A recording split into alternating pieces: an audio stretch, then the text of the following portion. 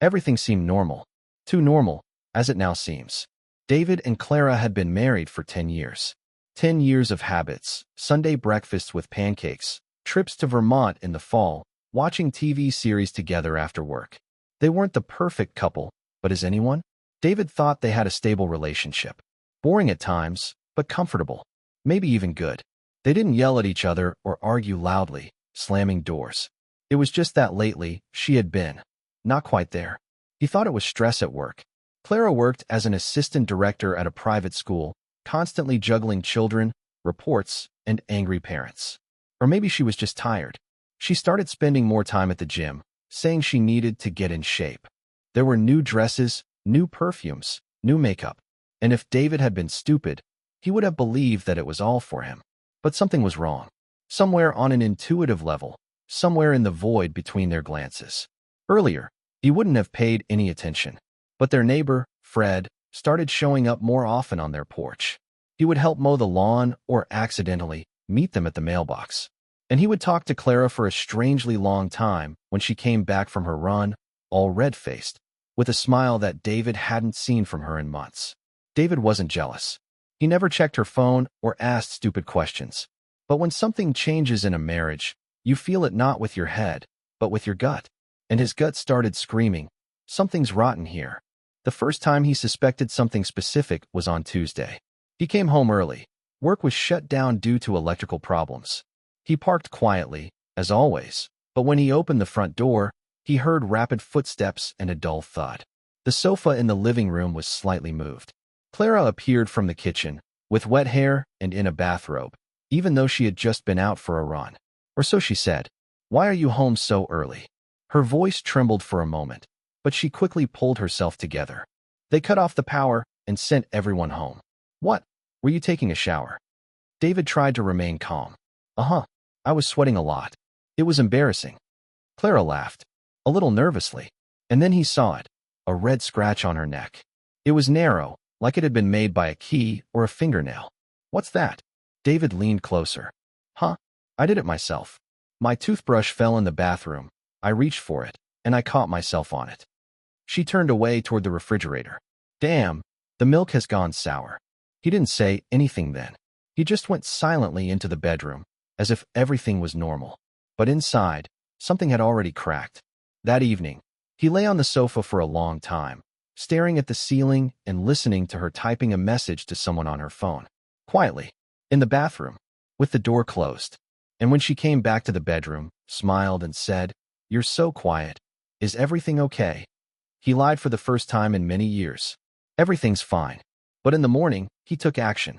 He installed an app on his computer that allows him to see which devices are connected to Wi-Fi.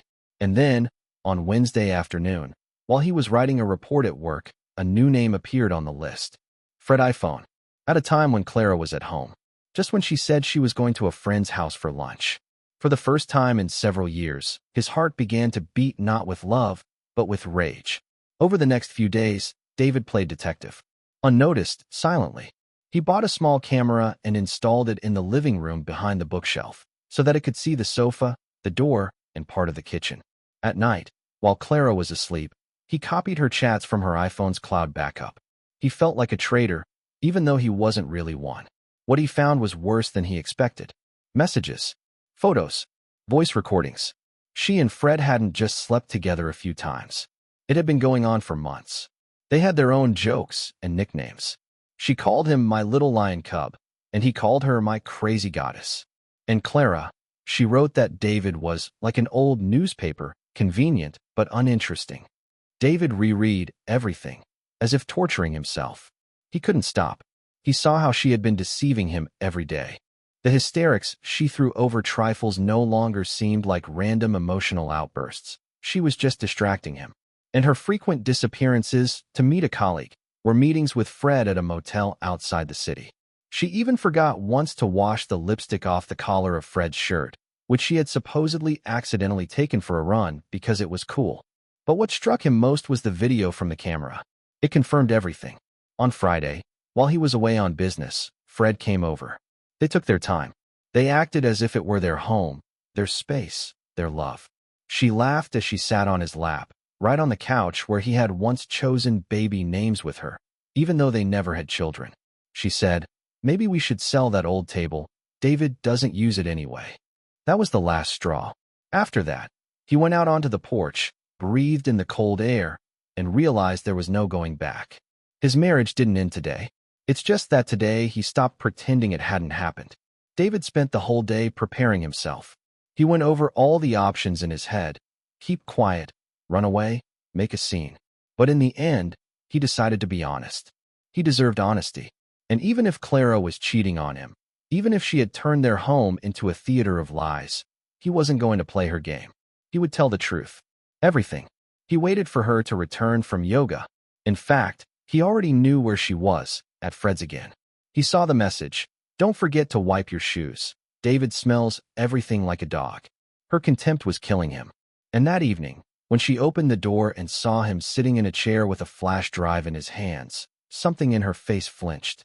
It was barely noticeable, but David saw it. "Hi." She threw her jacket on a chair as if nothing had happened. "You're early today. Want something to eat?" "No. Sit down." "Something wrong?" She furrowed her brow, trying to feign concern. This fake expression she had been using for the past 6 months no longer had any power. "I know. Everything. About you and Fred. And don't play games with me now." Her smile disappeared. There was silence. Then came the denial phase. "What are you talking about?" "I just talked to him a few times. He helped with the car." "You call Friday night sex on our couch help?" "I saw the video. And I read your messages." "What? Were you spying on me?"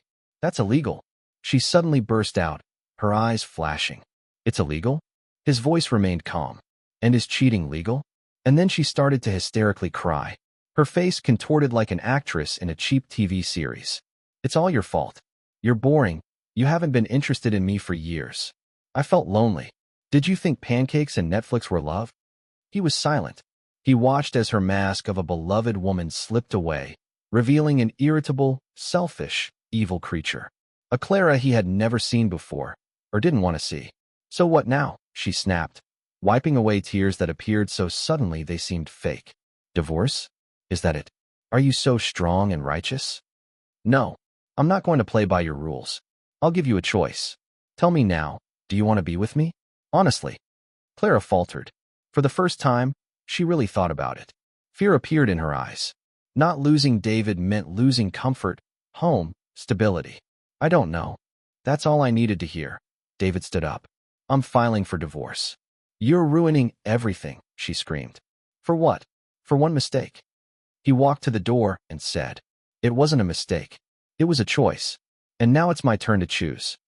He left her standing in the middle of the kitchen, her hair disheveled, her mascara smeared, screaming that she no longer had power over him. After that night, the house changed. It no longer felt like home. David looked at things that had seemed familiar just yesterday, and they no longer felt warm. The coffee maker where she made him lattes every morning. The sofa where she and Fred laughed as if they were alone in the world. The pillows that still held her scent. It all became part of a theater where he was forced to play the fool. The first week after the confrontation was like a fog. David didn't eat. He hardly slept. Work was going badly. He could sit for hours staring at the monitor and not even notice how time was passing. Clara lived in the guest room, trying to portray herself as a victim. She sighed loudly, called her friends, and threw tantrums when she thought he was listening. And he listened, but he remained silent. Because he knew that words would not change anything now. Thousands of questions swirled in his head. When exactly did she start to hate him? Was there anything real? Or was it just comfort? His self-esteem was under attack. He thought for a long time about whether there was something wrong with him.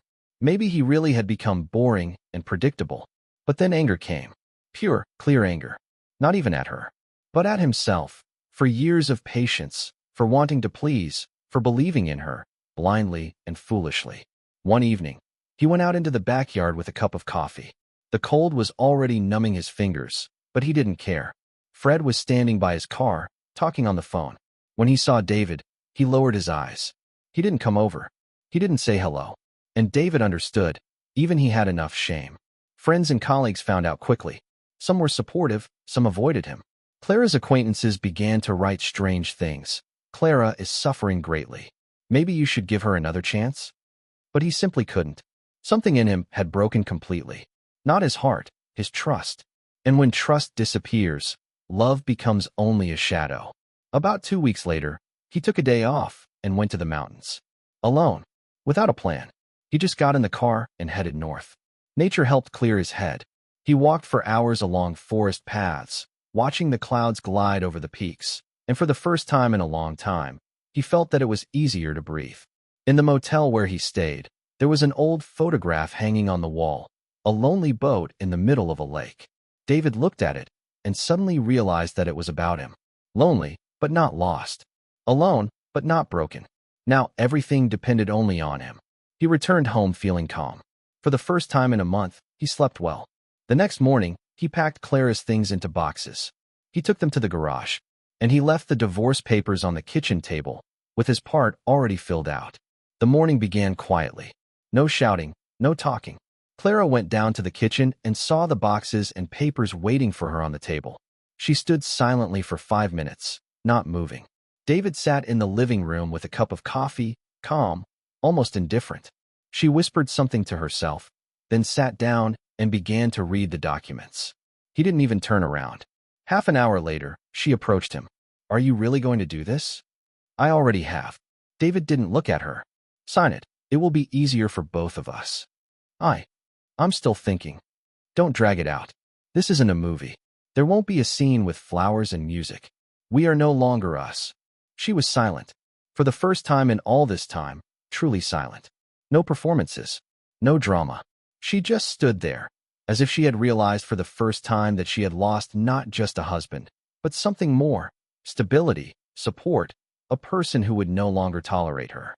She signed the papers the next day. Without a word, David thanked her. And for the first time, he felt freedom. Over the next few weeks, he rebuilt his life. He threw out the sofa. He repainted the walls in the bedroom. He removed all the photos of them together. He started running every morning. He signed up for guitar lessons, something he had dreamed of doing since his student days. He learned to cook something more complicated than an omelet. He even went on a date. It was awkward, a little strange, but he laughed. Sincerely. His friends started coming back. They said, "We knew you were strong." He didn't feel strong, just alive. No longer deluded, but with his eyes open. And then one evening, a message came from Fred. It was laconic. "I'm sorry. I ruined everything."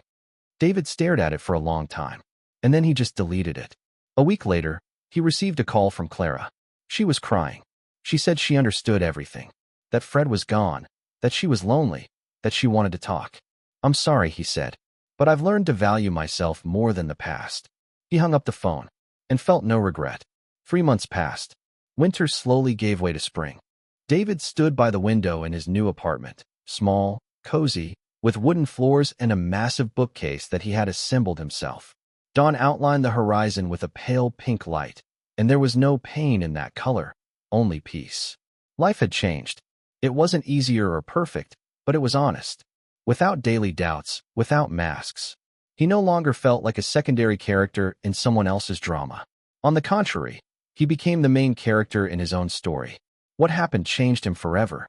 It didn't make him more cruel. It made him more cautious. It didn't kill his faith in people. It taught him to distinguish who deserved it.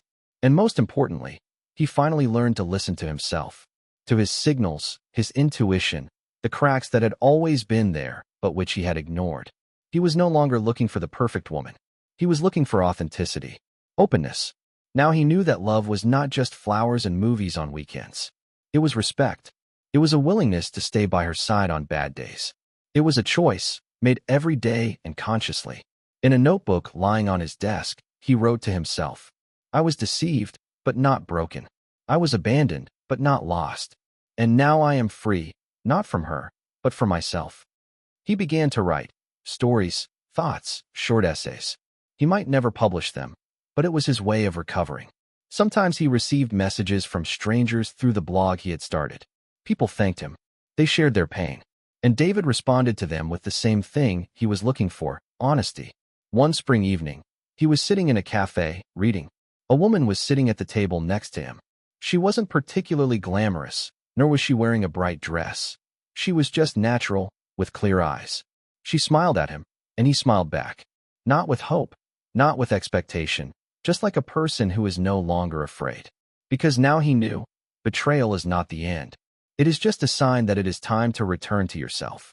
And the most important relationships are those we build with our own soul.